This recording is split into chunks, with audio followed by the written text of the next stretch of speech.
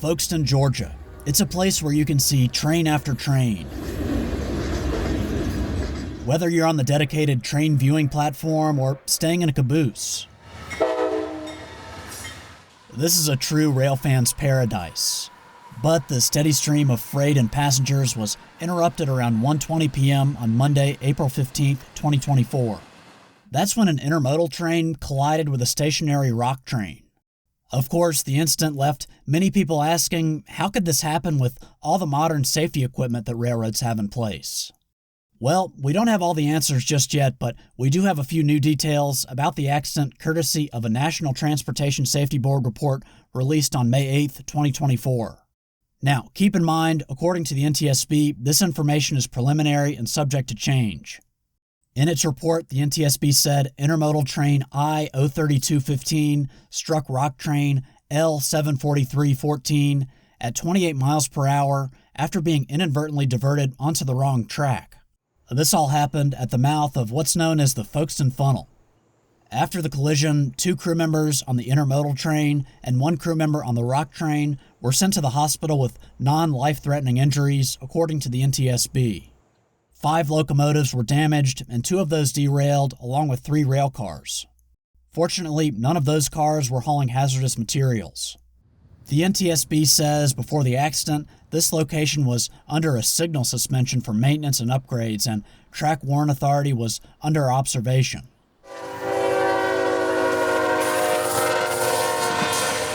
Track warrants are instructions issued by a dispatcher to a train crew to authorize specific train movements. At the time of the accident, the NTSB says a CSX conductor was assigned to serve as a switch tender to manually throw switches. Those switches are typically unmanned, powered, and remotely operated when the signal systems are online. This is an example of one of these switches that's in Tucker, Georgia. The NTSB said the intermodal train was, quote, traveling northbound at about 38 miles per hour on the Nahunta Subdivision Main Track 1 when it approached the stretch of track under signal suspension. Following the accident, CSX issued a safety report discussing the operating requirements for a dual-controlled, power-operated switch in hand position. Part of that CSX safety alert said, quote, trains must approach all switches within the limits of the signal suspension at restricted speed until it is known they are lined for the authorized and intended route. On its website, CSX defines restricted speed as, quote, a speed that will permit stopping within 1/2 the range of vision. It will also permit stopping short of a train, a car, an obstruction, a stop signal, a derail, or an improperly lined switch. It must permit looking out for broken rail. It will not exceed 15 miles per hour. According to a crossing inventory form for the nearby Folkston Main Street grade crossing, the maximum timetable speed here is 60 miles per hour. Of course, that's when there isn't work being done. The NTSB said future investigative activity will focus on training standards on the manual operation of dual-controlled switches, the effectiveness of job briefings, and the industry-wide operational procedures for train movements during signal suspension.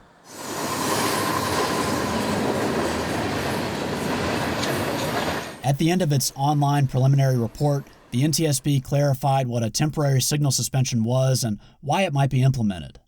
This includes for repairs or maintenance, the installation of a new system, or the addition of new components into an existing system. And here's the part that may explain why the safety systems like PTC did not prevent all this.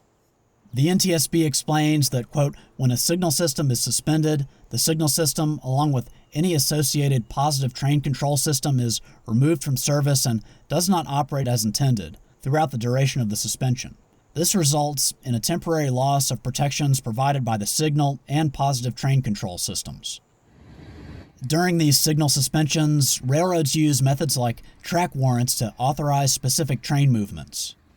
Of course, this investigation is ongoing, and NTSB investigations can take 12 to 24 months. And I'll keep you posted on any updates.